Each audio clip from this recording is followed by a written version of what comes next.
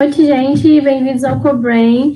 O nome da nossa sala hoje, Joseph Gall, já foi apresentada previamente na primeira palestra, mas Joseph Gall foi um grande neuroanatomista, pioneiro no estudo da localização das funções mentais do cérebro. E hoje, com a palestra da doutora Paula, Harmonia Sináptica, o equilíbrio entre excitação e inibição na dinâmica cerebral, seremos capazes de entender melhor todo esse processo. E a doutora Paula tem graduação em Ciências Biológicas pela Universidade Federal do Rio de Janeiro, mestrado e doutorado em Ciências Biológicas com ênfase em Biofísica, também pela FRJ, é professora titular, cientista do nosso estado do Rio de Janeiro e coordenadora do programa de pós-graduação em Neurociências da Universidade Federal Fluminense, e chefia do Laboratório de Neuroplasticidade da UF. E é isso, doutora Paula, pode começar. Bem-vinda. Obrigada, Thaís, pela apresentação. Eu queria agradecer a toda a comissão do CoBrain pelo convite, né, e parabenizar, porque é um evento muito grande, e isso, né, a gente que faz evento sabe o estresse que é, e, enfim, tudo que tem que resolver. Então, parabéns pela iniciativa de vocês. Gostei tanto que até me inscrevi e vou acompanhar, se tudo der certo, as palestras. Bom, então, a minha palestra foi intitulada, né, foi pedido para que eu falasse sobre essa harmonia sináptica, né, que leva ao equilíbrio da excitação e inibição para regular a dinâmica cerebral. E aí, a minha palestra ela vai ter dados que são básicos e algumas coisas mais novas, porque o público é bastante variado, né? Então, eu começo falando sobre a importância, né, desses processos de excitação e inibição para todas as funções cerebrais. Então, aqui a gente tem um exemplo do que acontece nos sistemas sensoriais. O sistema visual como modelo, mas isso serve a todos os sistemas sensoriais. Geralmente, temos uma via excitatória, né, e vias inibitórias que correm paralelamente e ajudam a criar um contraste para que a gente possa, ao final do processo, ter uma percepção mais fidedigna dos estímulos que estamos recebendo. Além disso, a importância da excitação e inibição também é vista nos comportamentos motores. Então, aqui vocês estão vendo, né, um arco reflexo simples, onde você tem a estimulação de um músculo leva à sua contração e, paralelamente, você precisa de uma via inibitória que vai inibir o músculo antagônico, né, contribuindo para o movimento, seja o movimento reflexo, como está aqui representado, seja a locomoção, que é um movimento rítmico, ou movimentos voluntários mais elaborados. E, além disso, esse equilíbrio também é importante para processos cognitivos, né, como o aprendizado e memória. Então, a gente sabe que a nossa memória ela é construída a partir da ativação de um grupo de células que caracterizam o engrama, e, eventualmente, nós temos nem todas as células precisam estar ativadas ao mesmo tempo, nós temos inibição de certos circuitos e, eventualmente, quando a gente precisa restaurar retrieval, né, retrazer perdi a palavra agora, essa memória de volta, esses circuitos inibitórios, eles podem ser silenciados para que a gente tenha um aumento naquele momento de excitação. Então, desde as informações sensoriais, motoras e cognitivas, que estão aqui representadas nesses slides, esse equilíbrio é necessário. Então, partindo para uma parte mais básica, né, a excitação do sistema nervoso, ela é equivalente, né, à despolarização da célula neural. Então, a gente fala que o sistema nervoso está despolarizado, está excitado quando há uma despolarização, e essa excitação é decorrente de uma aproximação que essa célula tem ao limiar de excitabilidade e à probabilidade de gerar potenciais de ação. Por outro lado, as hiperpolarizações representam a inibição do sistema nervoso central, onde você tem um distanciamento do limiar para gerar potenciais de ação e, portanto, você diz que o sistema nervoso está inibido.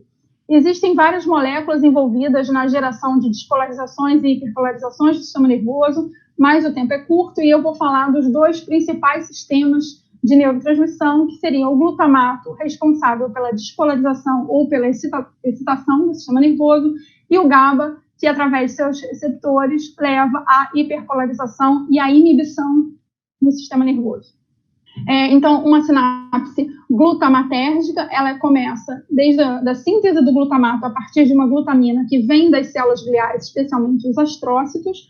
A célula, então, sintetiza o glutamato, libera, esse glutamato age em receptores nas células pós-sinápticas, por exemplo, e depois essa neurotransmissão é interrompida pela sua recaptação, tanto por neurônios quanto pelo próprio astrócito.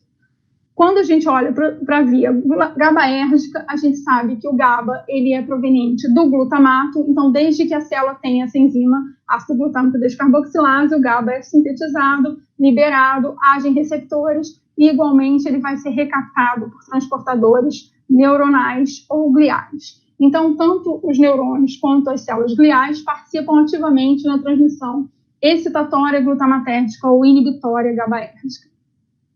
E aí a gente vem para o tema central da palestra, que é esse equilíbrio entre a excitação e a inibição, que é tão necessário e tão importante ao longo da nossa vida e de tudo que a gente faz, né? Então, aqui eu represento, através desses emojis, né, o que a gente tem ao longo do dia. A gente tem estados alterados, né, onde a excitação ou a inibição, elas são prevalentes, mas de todo caso, a gente tem esse equilíbrio bastante dinâmico ao longo do dia. Se você tem um aumento dos mecanismos inibitórios, onde você prevalece a inibição em detrimento da excitação, isso pode levar a quadros de coma e até morte, por exemplo. Por outro lado, se você tiver um aumento, né, de excitação, você pode levar a estádios de excitação exacerbadas, como pode acontecer, por exemplo, na epilepsia, e também pode gerar morte. Então, o equilíbrio é bastante necessário, a gente pode ver aqui. Existem, obviamente, situações onde você pode modular esse balanço. Então, existem drogas que são depressores do sistema nervoso, como o álcool, benzodiazepínicos e opiáceos, e drogas que são excitatórias ou estimulatórias, né, da atividade cerebral. Então, vão garantir uma prevalência da via excitatória. E aí, para tentar falar para vocês um pouco sobre a importância desses fenômenos, eu vou falar um pouco sobre o desenvolvimento, que é o que eu venho estudando ao longo de toda a minha vida. Aqui a gente tem uma curva de tempo, né, do desenvolvimento humano, especialmente voltado para a parte do desenvolvimento do sistema nervoso. E eu queria chamar a atenção para esse processo, que é o processo de sinaptogênese, né? Ou seja, geração de sinapses. Ela acontece ainda no período gestacional e ela só vai ser finalizada, ela acontece no período pós-natal precoce, e ela só vai ser finalizada mesmo no início da fase adulta. Então, a formação de sinapses, né, a sinaptogênese e a estrutura das sinapses só vai ser finalizada na idade adulta. Aqui embaixo eu trago um conceito que acredito que vocês já conheçam, que seriam os períodos críticos. Seria o período do desenvolvimento onde esse processo de sinaptogênese é mais intenso, há uma dinâmica na formação de sinapses e essas sinapses são bastante influenciadas pelo ambiente. Já se sabe que os períodos críticos dos sistemas sensoriais, eles acontecem dentro da primeira infância, seguido dos períodos críticos dos sistemas motores, aqui representado pela linguagem, e, finalmente, o que é mais duradouro, né, os períodos críticos, se é assim a gente pode dizer, dos sistemas cognitivos. Então, mais uma vez, né, focando na etapa de sinaptogênese, aqui, se não me engano, é um exemplo do que acontece no sistema sensorial.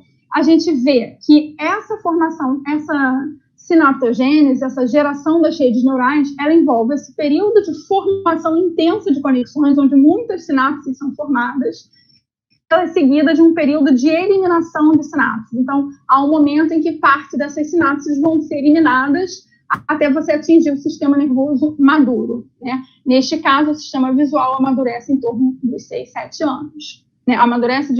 Essas sinapses acontecem nesse momento. Então, dentro do período crítico, que eu havia falado para vocês, a gente tem um estado bastante dinâmico de formação e eliminação de sinapses, que está aqui representado por esse gráfico, então, que ilustra o número de sinapses em função do tempo. Então, a gente tem a formação e a eliminação sináptica. Mas é evidente que, ao longo de toda a vida, essas sinapses têm que ser mantidas, porque senão a gente não consegue a execução das nossas tarefas. E sabe-se que muito da organização dessa circuitaria ao longo do período crítico, ela é finalizada justamente com o desenvolvimento dos circuitos inibitórios. Então, em fases imaturas, o sistema inibitório ainda não está formado, você tem uma intensa plasticidade, uma intensa mobilidade das sinapses, e ao final do período crítico, com o desenvolvimento dos circuitos inibitórios e a mielinização, essas sinapses formadas elas se tornam mais estáveis. Quando a gente fala em sinapse, é comum ouvir falar no terminal, né, no neurônio pré, que conecta com o neurônio pós-sináptico, mas a gente sabe hoje que as células gliais, elas participam intensamente em vários processos da sinapse, desde a sua formação até a sua manutenção. Então, aqui nesse slide, é um trabalho que faz uma revisão sobre o papel dos astrócitos e da célula microglial na dinâmica sináptica. Então, em fases iniciais do desenvolvimento, a liberação de gliotransmissores, né, transmissores gliais, leva à formação ou eliminação de uma sinapse. Com a maturação do cérebro, os astrócitos e a microglia também se transformam e ficam mantendo essa sinapse estável durante toda a vida. Temos estudado muito os mecanismos que estão relacionados a esses fenômenos. Por quê? Porque a gente sabe hoje em dia que várias doenças que são chamadas neurodegenerativas, elas, na verdade, representam sinaptopatias, ou seja, doenças que estão relacionadas a perdas ou a modificações na transmissão sináptica e que, portanto, envolvem atividade glial, né, astroglial e microglial. Bom, focando inicialmente nos astrócitos, a gente sabe que os astrócitos eles participam da formação de sinapses. Aqui está falando das sinapses excitatórias, mas não somente das excitatórias, em vários aspectos, seja promovendo a estruturação morfológica da sinapse, seja a parte funcional, alterando elementos pós-sinápticos e pré-sinápticos. E como é que ele faz isso? Ou através de contato mesmo, mas majoritariamente através de liberação de fatores solúveis, como aqui você tem a representação de alguns fatores que vêm sendo descritos, atuar de diferentes maneiras para promover a formação dessas sinapses. Aqui, lá estava escrito excitatória, porque era um trabalho que focava nisso, mas a gente sabe que, eventualmente, um mesmo fator, e aqui representado, vou falar o nome, talvez alguns conheçam, TGF-beta1, ele pode participar em diferentes momentos, em diferentes circunstâncias, sendo liberado pelos astrócitos, ele pode participar da formação tanto de sinapses excitatórias quanto de sinapses inibitórias. E aí você teria uma modulação na atividade dessas células. Assim como existem esse fator que pode, ora, determinar a formação de uma sinapse excitatória, em outro momento regular a formação de sinapses inibitórias, existem fatores distintos também para desenvolvimento dessas sinapses. Então, esse trabalho aqui mostra uma sinapse entre dois neurônios, e quando você adiciona, veja que não tem atividade sináptica, quando você adiciona dois fatores aqui, para quem conhece, o fator neurotrófico derivado do cérebro ou a neurotrofina 3, que são fatores neurotróficos, você tem um aumento das vesículas sinápticas, um aumento da densidade pós-sináptica, e mais ainda, esse trabalho mostra que o BDNF, ele reduz as sinapses excitatórias e aumenta o desenvolvimento das sinapses inibitórias, né? Ao passo que esse outro fator, ele leva a uma diminuição nas sinapses inibitórias. Então, existem fatores específicos que podem direcionar a formação de sinapses excitatórias ou inibitórias no cérebro. Mas, além de induzir a formação de sinapses, os astrócitos também participam de eliminação sináptica, de uma forma direta ou indireta, né? Então, nesse slide aqui, você vê duas sinapses, uma está forte, né, com uma grande atividade sináptica.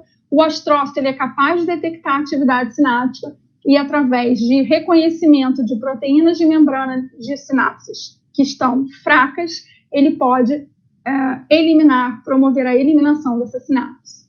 Mas, alternativamente, ele pode liberar fatores, veja bem, o mesmo TGF que forma a sinapse em um momento, pode sinalizar para o neurônio a expressão de um outro fator que vai ser reconhecido pela microglia, que será responsável pela remoção dessa sinapse. Então, seria um efeito direto do astrócito ou indireto mediado pelo neurônio para que a microglia faça essa remoção. Falando da microglia, ela é a célula que nos últimos anos vem sendo descrita como sendo importante para regular a eliminação sináptica. Então, sem entrar em detalhes moleculares, nesse momento momento, a microglia, aqui você tem um dendrito de um neurônio cheio de sítios sinápticos. A microglia ela é capaz de reconhecer determinadas sinapses pelo padrão de atividade elétrica, e se essa atividade não tiver eficaz, ela vai se ligar e vai promover a fagocitose, a eliminação dessa sinapse. As sinapses que estão com sua atividade adequada são mantidas, né? A microglia não vai remover esse contato sináptico. Mais recentemente, foi mostrado que esse reconhecimento da microglia no neurônio depende desse receptor aqui, que é o chamado TREM2, que foi um receptor descrito em células do sistema imune inato, e também estão presentes na microglia, facilitando, né, promovendo esse reconhecimento. Então, a gente tem aqui numa condição normal, que é um animal controle, digamos, a microglia vai lá, reconhece a atividade sináptica e elimina parte das sinapses. Isso vai guiar o comportamento social e a conectividade como um todo desses animais. Por outro lado, um animal cuja proteína de reconhecimento microglial foi deletada, né, que é um animal nocaute para essa proteína, essa eliminação ela é falha, e como consequência a gente tem um aumento de sítios sinápticos nesses animais que acabam acarretando alterações não só na conectividade, mas também no comportamento. Foi visto que nesses animais há um aumento, uma predominância excitatórios, né? Então, além de ter um aumento de proteínas sinápticas excitatórias, há um aumento na frequência, né, vista aqui comparando com o animal controle, no número de correntes sinápticas excitatórias do tipo miniatura. Então, isso leva a uma prevalência dos circuitos excitatórios em detrimento dos inibitórios.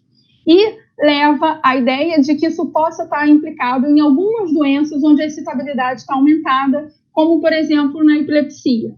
Então, acredito que todos têm uma noção de que a epilepsia ela é gerada, né, ela é caracterizada por um aumento parcial ou generalizado na atividade cerebral.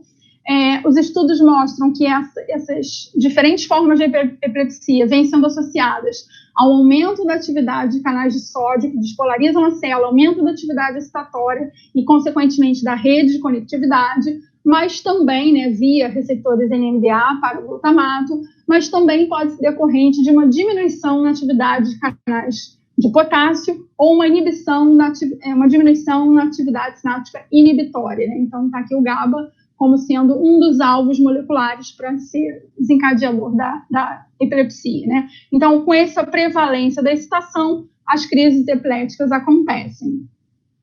E agora, recentemente, também saiu essa revisão no Journal of Clinical Medicine, né, em 2019, falando sobre vários trabalhos que têm apontado a microglia como tendo um papel, né, em algumas formas, pelo menos, de epilepsia. Então, aqui vocês estão vendo, numa condição de um cérebro saudável, né, o neurônio fazendo sinapses excitatórias e inibitórias, e a microglia indistinta, né, ela elimina, desde que a atividade não esteja adequada, sinapses excitatórias ou inibitórias.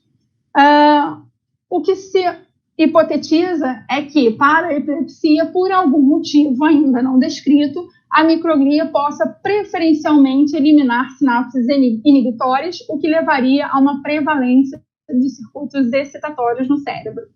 Mas existe uma outra hipótese, também não completamente descrita, onde o efeito sobre essa circuitaria, esse desbalanço excitatório inibitório, envolveria a microglia, mas por uma neuroinflamação que ela causa.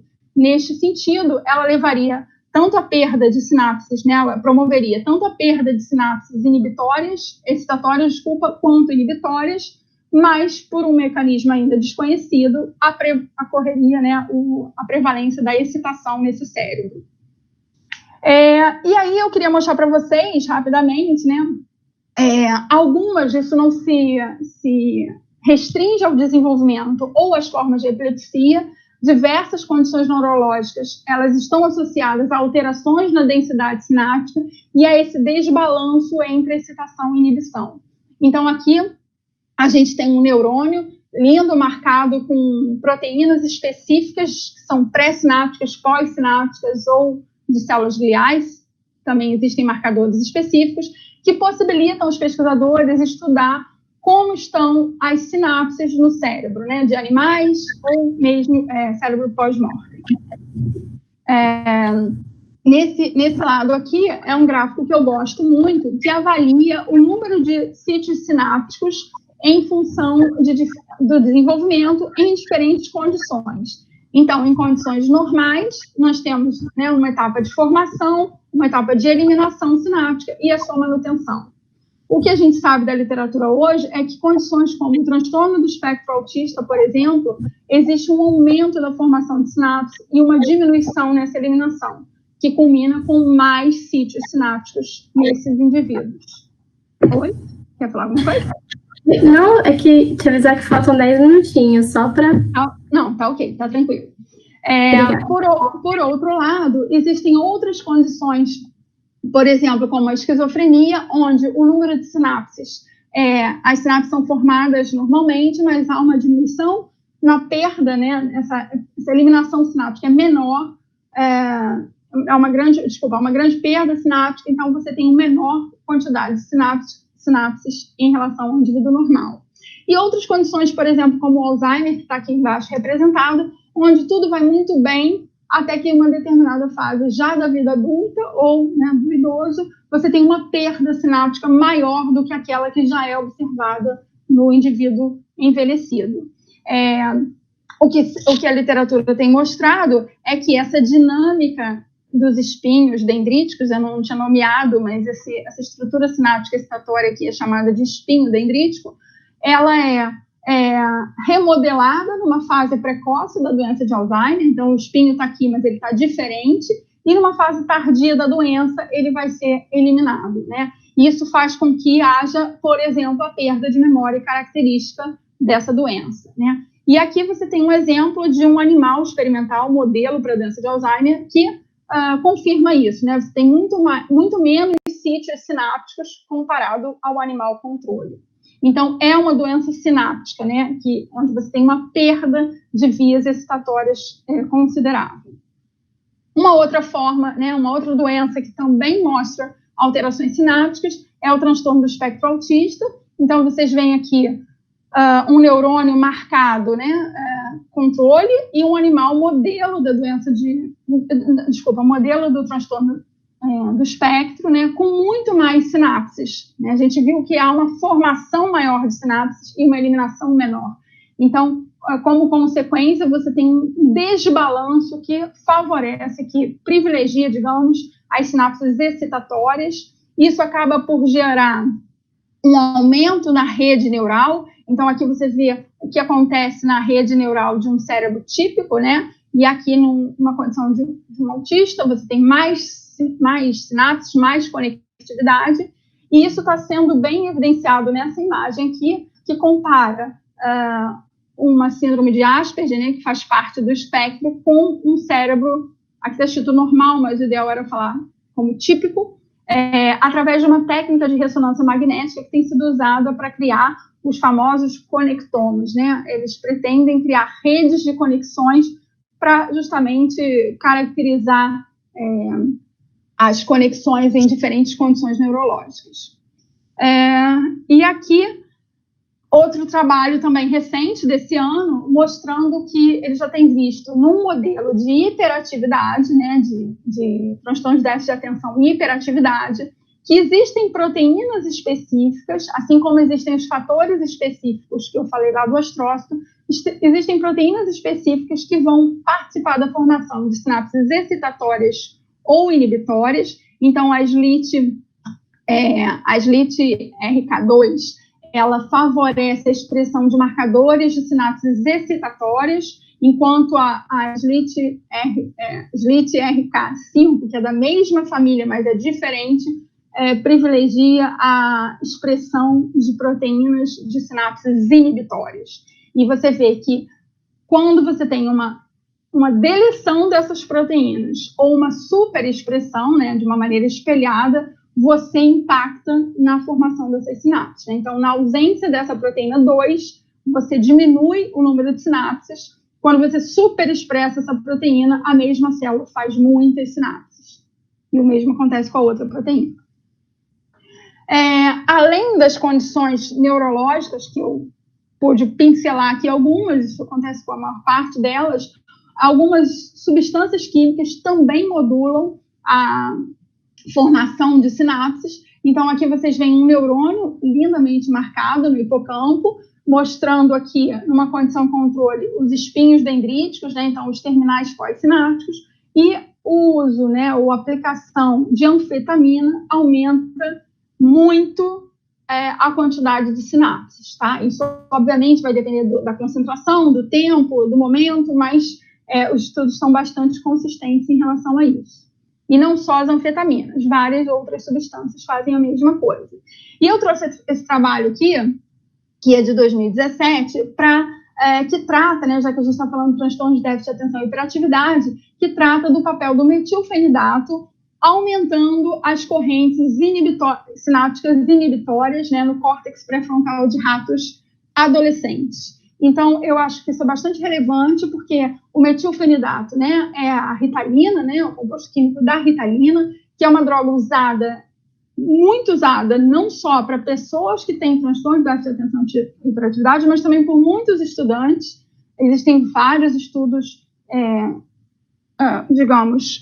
consistentes em relação ao uso dessas substâncias, especialmente para estudantes de medicina que, né, buscam um foco de estudo, uma atenção maior, e essa droga, ela, apesar de ser importante para tratar o transtorno de déficit de atenção, ela causa um desequilíbrio nos circuitos excitatórios e inibitórios. Ela faz parte, né, uma anfetamina, então vocês viram que ela pode aumentar as sinapses excitatórias, que eu mostrei no slide anterior, mas esse trabalho particularmente mostra que em doses clínicas, né, de 0,3 miligramas por quilo e 1 miligrama, você aumenta a amplitude, né, quer dizer, o tamanho dessas correntes inibitórias de uma maneira dose dependente. Quanto maior a dose, maior o efeito que você observa. Então, ela pode modular tanto vias excitatórias quanto inibitórias, e isso vai depender de uma série de situações, contextos, enfim, e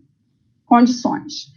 E para não dizer que eu estou falando só coisas ruins, né, de alterações sinápticas, seja de desenvolvimento, seja em patologias, ainda pegando um gancho aqui de patologia, a gente sabe também, que eu acho que é uma situação bastante relevante da gente tratar aqui, que é o efeito do estresse sobre as sinapses, né? Então, é o que a gente está vivendo nessa pandemia, nesse período longo aí, estamos todos confinados. O estresse, ele reduz muito o número de sinapses, né? Aqui, a representação de um neurônio, né, mas isso é quantitativamente relevante, né, em um pequeno espaço, lembrando que isso aqui está sendo uma medida em 10 de micrômetros, então é um espaço muito pequeno, mas quando você coloca isso, projeta no cérebro, você vê em algumas regiões, naturalmente, uma grande perda de sinapses induzidas pelo estresse. Mas a boa notícia é que existem fatores que podem restabelecer isso.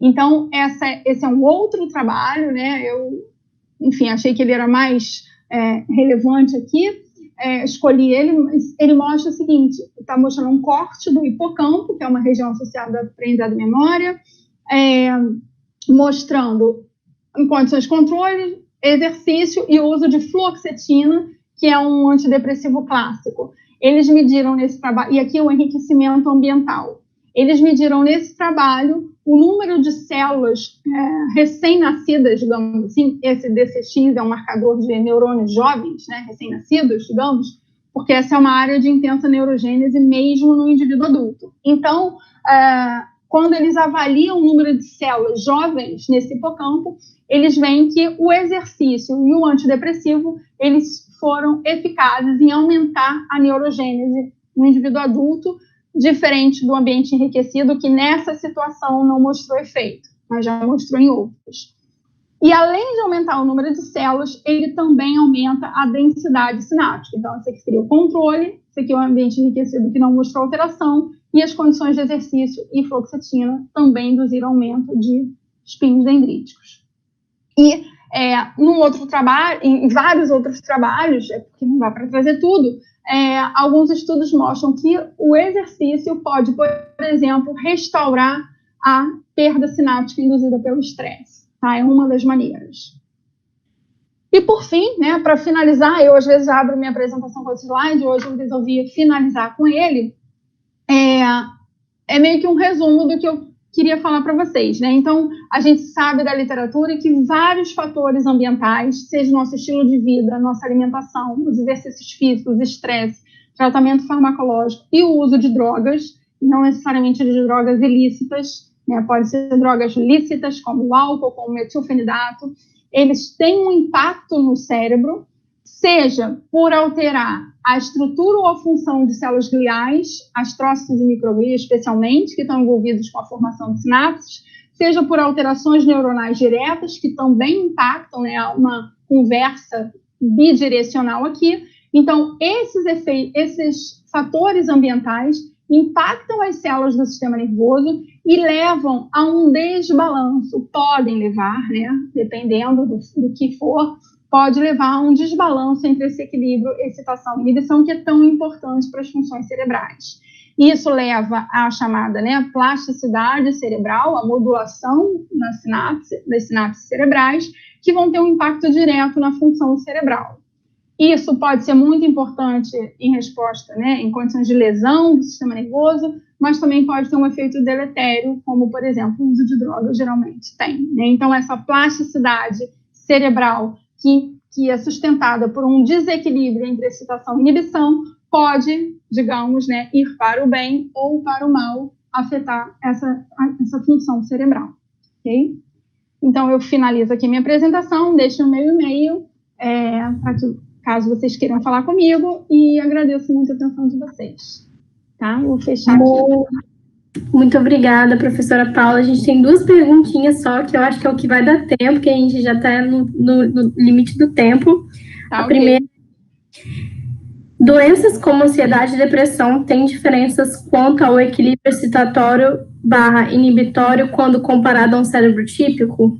Com certeza, né? Então, eu mostrei o estresse, ele é um indutor de ansiedade, e a ansiedade e a depressão têm uma grande comorbidade, elas aparecem muito frequentemente juntas, não necessariamente, tem pessoas que são ansiosas, tem pessoas que são deprimidas, mas tem muita comorbidade, e o estresse é um fator que leva às 2 condições, pode levar às 2 condições. Então, certamente, é bastante diferente. E dependendo do estresse, né? Então, tem os estresses agudos, por exemplo, de uma apresentação, tem o estresse crônico, que é o que a gente está submetido durante essa pandemia, né? E aí os efeitos vão ser diferentes. A segunda pergunta é: a pessoa, né, entre aspas. Eu já li muito na literatura sobre a importância dos genes imediatos como marcadores da atividade elétrica de um neurônio. Por isso, os níveis dele são utilizados para verificar se as mudanças plásticas estão ocorrendo, por exemplo. Então, posso dizer que esses genes são capazes de modular esse equilíbrio e eles seriam expressos antes mesmo da produção dos fatores neurotróficos? Eu não entendi muito bem, mas... eu acho que eu entendi.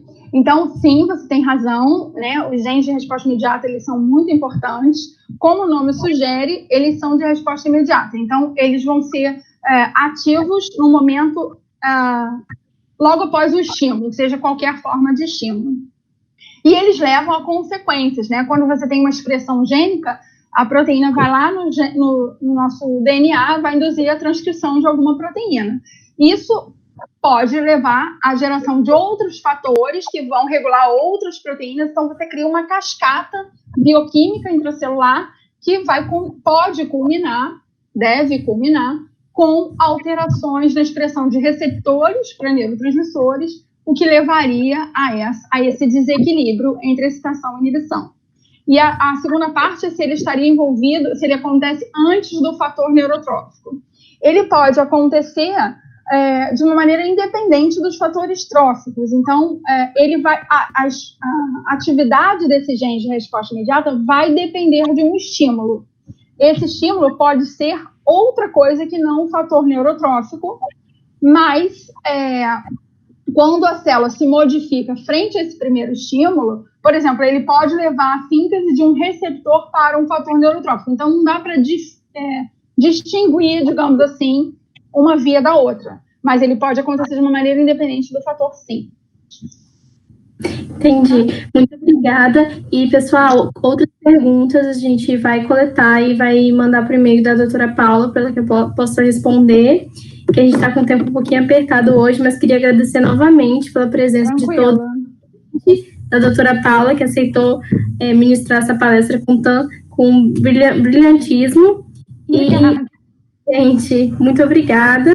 Obrigada, querida. Tudo de bom. Vou acompanhar vocês nas outras salas.